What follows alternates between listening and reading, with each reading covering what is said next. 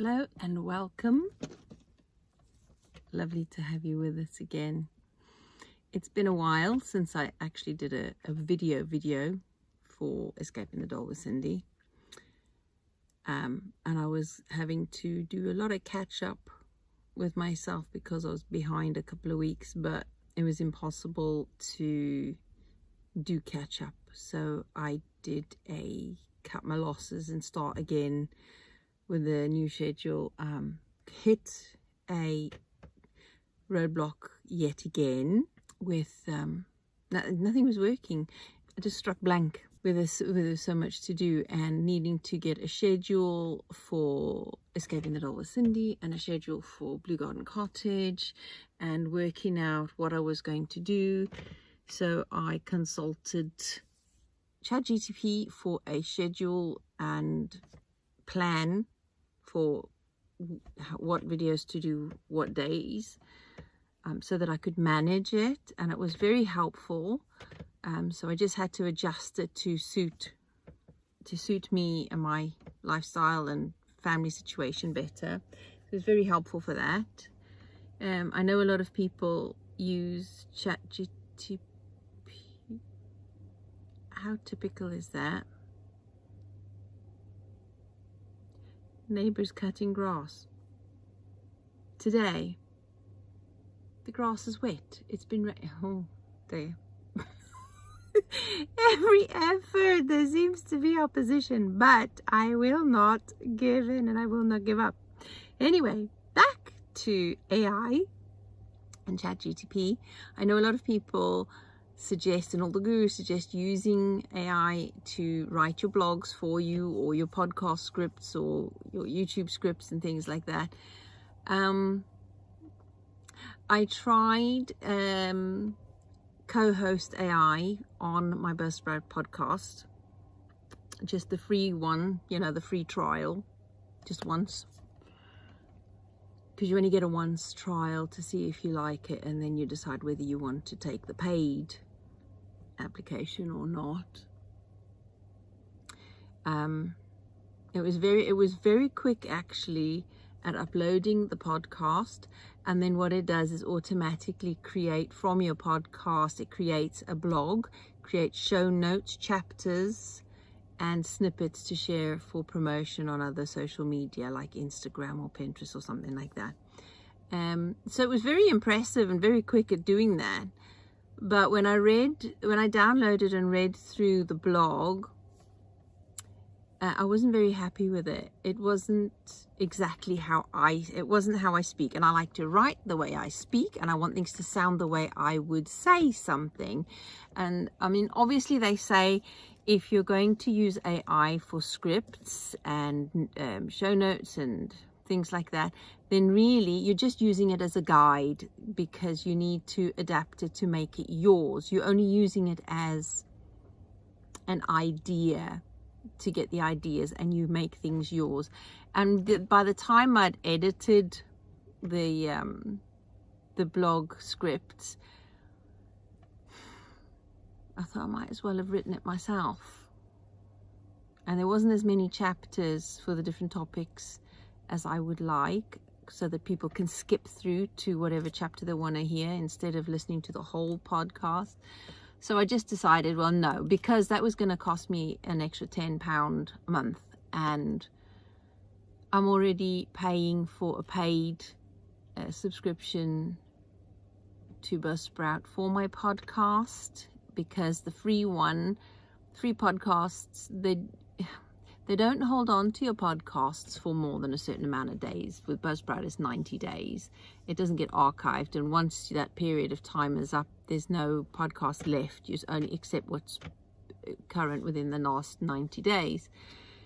So I thought it was better to pay for that, so that I have a permanent, and it's unlimited. There was an unlimited amount of podcasts I could have for the cheapest package, which is already over £12 a month. So I'm already paying for that, and I'm not earning anything yet. So it's still an expense. I'm still running at a loss when I'm not earning anything. The idea would be that eventually I would be having subscriptions to the podcast, where I would, as if it was a Patreon, because I had podcast before I had Patreon, so I just decided to cancel the Patreon and just stick with the podcast, and if there were subscriptions, add extra value that way, whether it's a live chat or a live Zoom party or something like that as an extra to give more value for the podcasts. So I thought I would do that instead, but that's not happening just yet. I'm not sure how to do it. There's still a lot I need to figure out. And while that's happening, and I'm already forking out for the podcast, which will eventually be an earner, I'm not taking on any extra costs just yet because I haven't got it. As you know, we're preparing for when, not if, but when we get our letter in our household for the transition, the, what do they call it? Migration letter to Universal Credit. And I was so hoping that we could get business going long before that happened, so that we wouldn't have to worry about it at all. So my mind was stuck in this freeze zone of not knowing what to do, and I thought, I need to change the way I work. I need to change the way I do everything, because it wasn't working. As you know, I was getting up at 3 o'clock in the morning, and I was awake by 2:30 in the morning, and then getting up by 3, trying to get work done before the day starts, because I need to be present and help for family and work on the homestead and do all of that. So I was burning the candle at both ends, and it wasn't working, even though I was naturally waking up that early because my mind was in that gear. Sorry, I need to turn this light off. That's better. It's blinding me. Yeah, no, I need to, how can I function and work if I'm not firing on all cylinders mentally?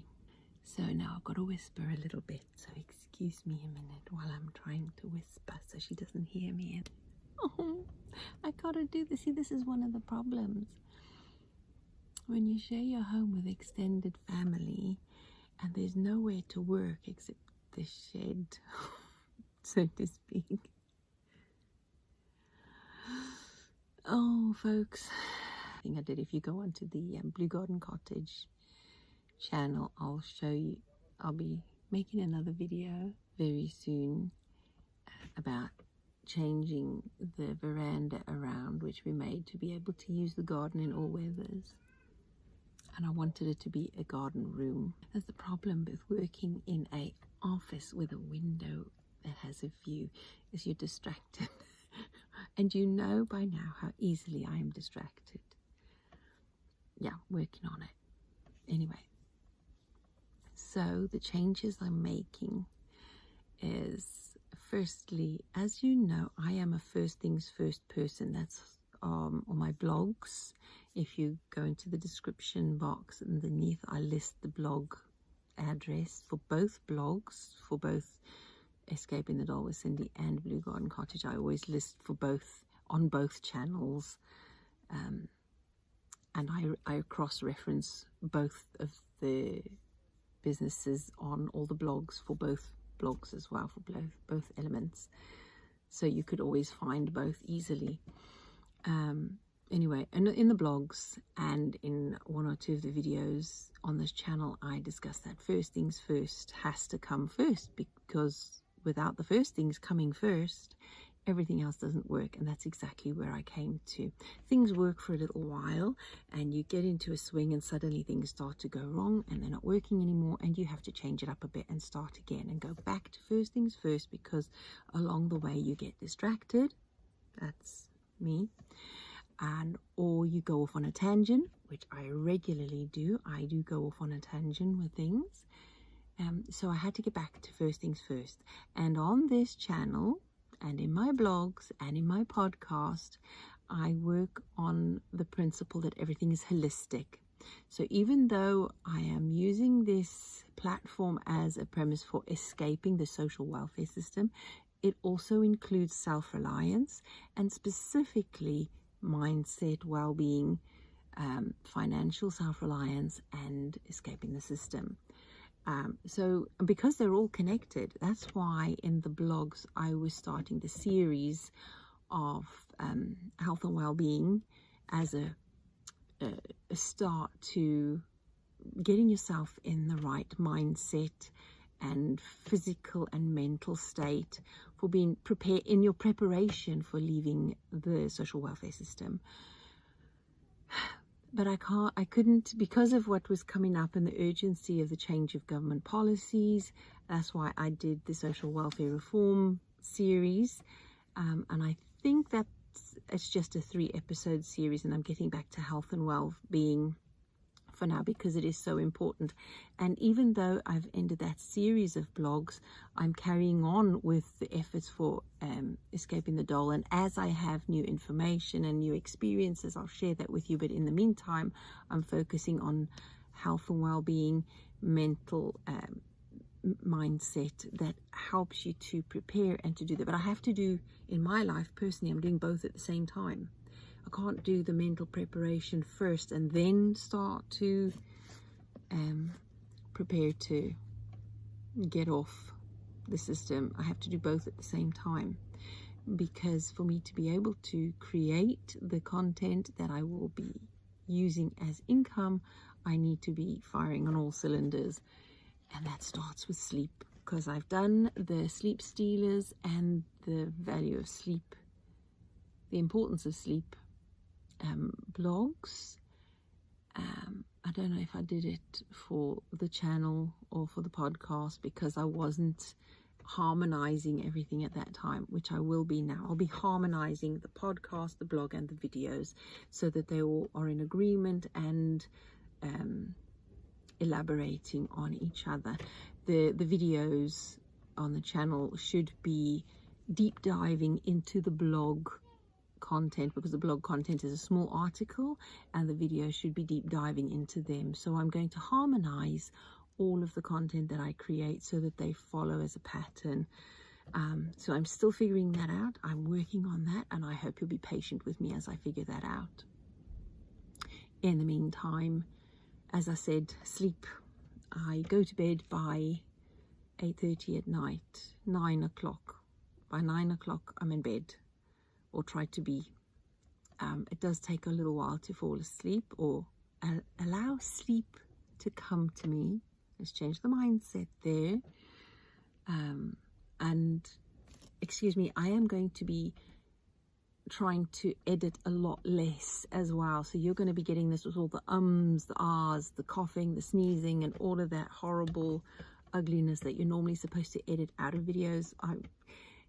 Part of harmonizing and streamlining and simplifying to be able to do what I need to means that you're just going to be getting me raw with all of the mistakes. See, there I go again. It's been years. I'm very painfully aware of that habit. I trust that you'll be patient with me. Anyhow, right, working on my sleep. Menopausal or not, I am getting to grips with it. I go to bed, whether I fall asleep or not, whether I'm sleepy or not, that's when I go to bed. And I will be doing that until my body recognizes the pattern and allows me to sleep. And I still wake up 2 o'clock and then 3 o'clock, but I refuse to get out of bed.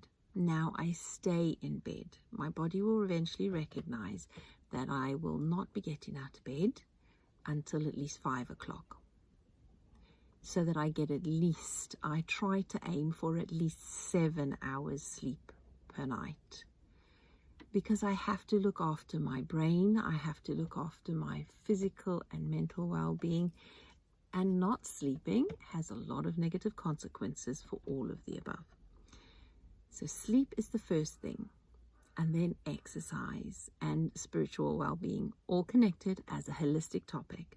The first thing I do when I come downstairs in the morning is I read my scriptures, I set time for meditation and prayer, and then I set at least 10 minutes for Pilates. And that's just simple beginner's Pilates. and I can do that. I focus on what I can do, and I do not start work until that is done. Very soon there will be back to school, and I'll be helping people get little ones to school again in family and friends. So that will be an extra hour to 2 hours a day that will be taken out of work. So I'm having to rejig my schedule around those and be very strict on the amount of time that I have any children. Fortunately, the others are in full time, but my grandson will be in nursery, so it's only a morning, and then I will collect him and take him home, only because they live further away, and the only place that they could get for his parents could get for him was in the school that's in my estate. There was no spaces left anywhere, so he has to go to this school, which is really handy, really, because it's just a 5-minute walk, 5 to 10 minute walk, depending on how much pain I'm in. If I need to get there in a hurry, because you can't drive down that road, it's an exclusion zone. But yeah, so it's handy that it's close to me, not handy that I need to help, because she doesn't drive, she doesn't have a car, so it's helping where we can, and then I'll drop him back home straight after. So I've got a 2-hour window between dropping children off and then collecting the little one, that I could focus on all the housework and any homesteading stuff. So I've got a 2-hour window 5 days a week that I could fit in the homesteading stuff, which is great, because then I can, after that, drop the little one home and get stuck into work for another 2 hours a day, and then get to supper. And another thing I've started is intermittent fasting. I mean, intermittent fasting is literally just the gap between supper and breakfast. Okay, that is a natural thing most people do anyway. People intermittent fast, unless you're a snacker in the middle of the night. Now, the science behind it is absolutely amazing. I can put a card in the top right corner of the video that links to a lady, a doctor, who talks about intermittent fasting really well, because she is the doctor in that field and has made a big study of it and written lots of books about intermittent fasting. Loads of people have, there's a lot out there, but she specifically deals with women, and especially menopausal women and hormonal issues. So she's working on the avenue I need to be in and helping me to crack this menopausal thing, because it's been like more than 10 years now, so I'm done with it, you know. So cracking the sleep, cracking the menopausal hormones, the intermittent fasting, those all work together, and the exercise, and of course the diet. Now, the diet is already fairly healthy, but I need to up the amount and variety of plant foods, and shorten the space of day during which I eat between the first and the last meal of the day. It has to be in a shorter window. And to be honest, so far I've only been doing it for a week, between 12 and 14 hours, and I'm finding that there is a little bit of a hunger pang around 12 hours, but I ignore it and go for 14 hours, and I seem to be much better. I'm not hungry. The hunger just goes away, and I feel more alert and energetic than if I'd eaten 8 to 12 hours, you know, gap.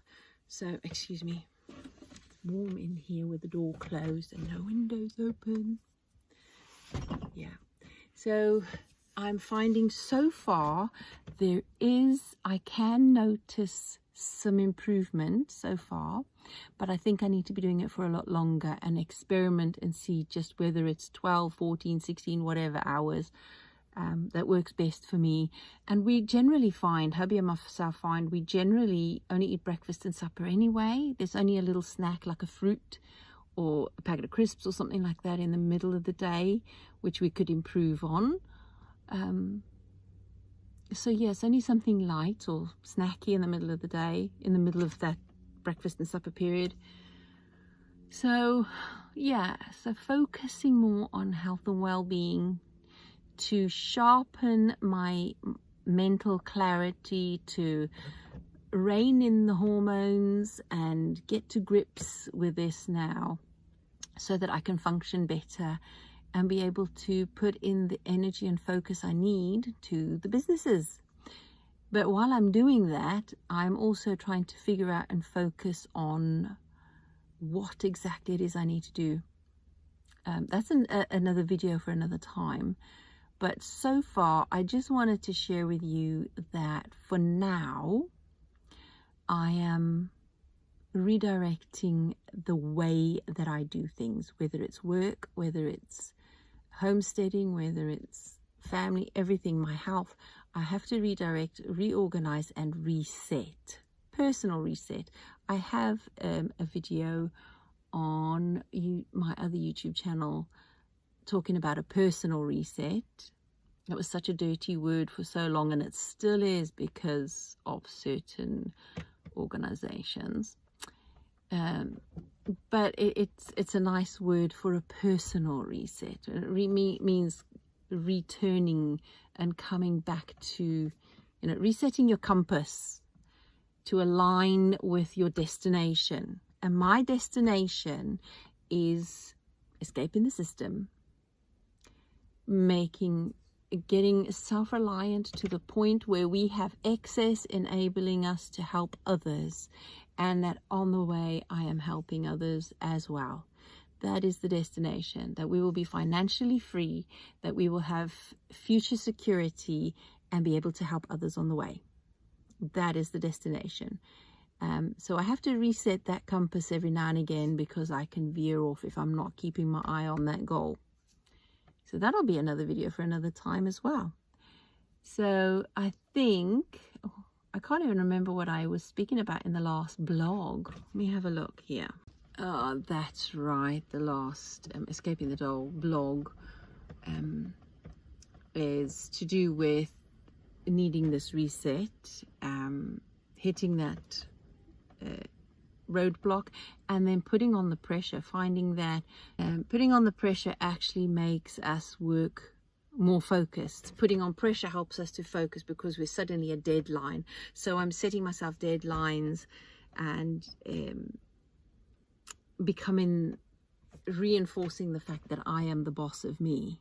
I am the one responsible. And I'll put a link to the other channel's video to do with that. It would be really good if I could just take all of the self-reliance videos from that channel, download them and re-upload them to this channel so that it's so that I have all the self-reliance stuff on this channel. It might take some time and detract from what I'm trying to do. So I'll hold that. I'll put that on hold in the back of my mind for a future project.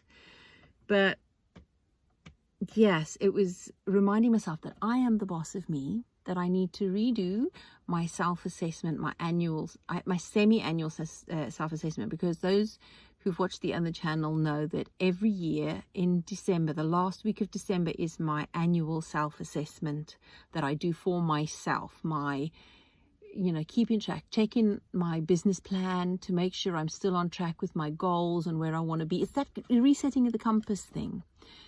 And then mid-year, I usually take a brief look mid-year to see, check where I've been, where I've come from, where I'm going. Am I still on track? So I have a semi-annual reset of the compass just to make sure I'm still on track with the goals.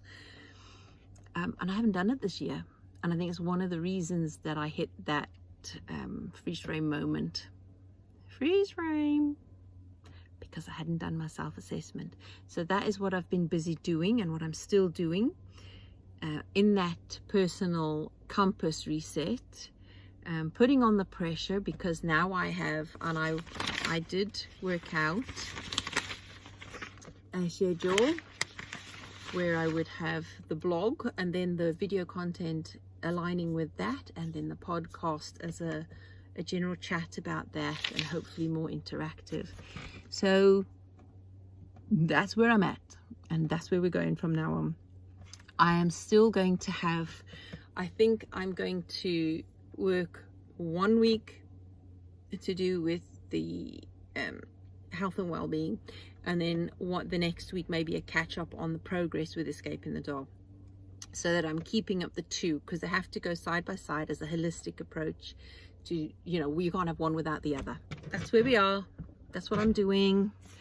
Resetting, back to first things first, but not all the way back, just readjusting the compass. I don't want to go backwards, I want to go forwards, and I can't go forwards if I'm constantly looking backwards. So I just need to check where I am on the path. It's good to learn from the past, but not stay there. It's not a good place to stay.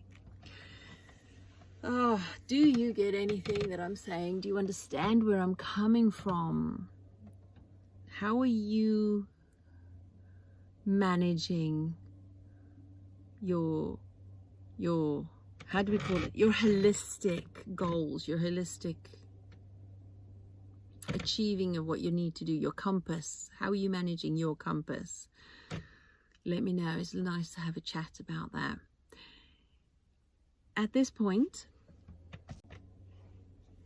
I just want to say a big thank you to all of you who support me. I know that I don't have very many subscribers on this channel, but there are a lot more viewers, and I'm really grateful for your views. I'm really grateful for comments.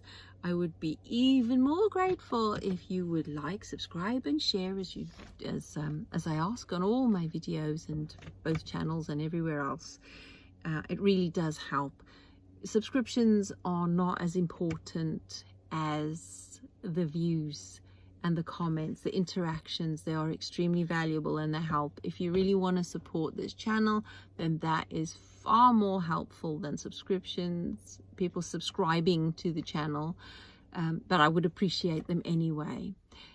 Even if I were to reach 1,000 subscribers to qualify for AdSense, Google AdSense on my YouTube channels, it would still only be pennies. It's not that huge amount of money.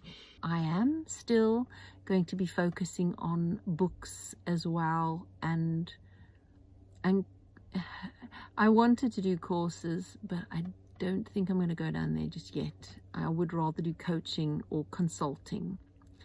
I would rather do that. It's still service, it's still swapping time for money, which isn't as effective, but it's what I'd rather do than courses, because I have a personal take on gaining knowledge, paying for knowledge. If I had money to pay for it, I would, but in the meantime, I would get whatever knowledge I can for free where I can. And if I had the money, I would pay for the knowledge to be able to do what I need. But I don't want to sell the knowledge. I would pay for it, but I wouldn't sell it. I would give it away for free. I would rather give you knowledge and information. What I would want to sell and earn from is an experience, a transformational experience. What would that look like to you? What would a transformational experience look like to you? To see you get from A to B and transform. That is what I would like to coach people through, a transformation, a consultation, maybe even. That I would like to do, and that I would happily use that as an income, because I'm making money, but at the same time I'm helping somebody. To me, that's the best way to make money, is to make money while you're helping somebody and making a difference in somebody's life, and that's where I'd like to go with this. So there you go, folks. Catch up. Thanks again for sticking with me this far. I really appreciate your views. If you stuck it out to this part of the video, then you are a superhero. As I've said before, I really appreciate you. I would like to do shorter videos, and in future I will be trying to make shorter videos, shorter ones, less editing and more frequently as things happen. There might not be any intros, there might not be any like I said, jump cuts and editing, and that this one will have to be, because it was going to be a long one. Hopefully not too long, but I want to do less editing and just communicate with you more. So in the meantime, folks, until next time, stay well, stay safe, keep going, and I cannot wait to read your comments and hear from you. Take care, folks. Bye-bye.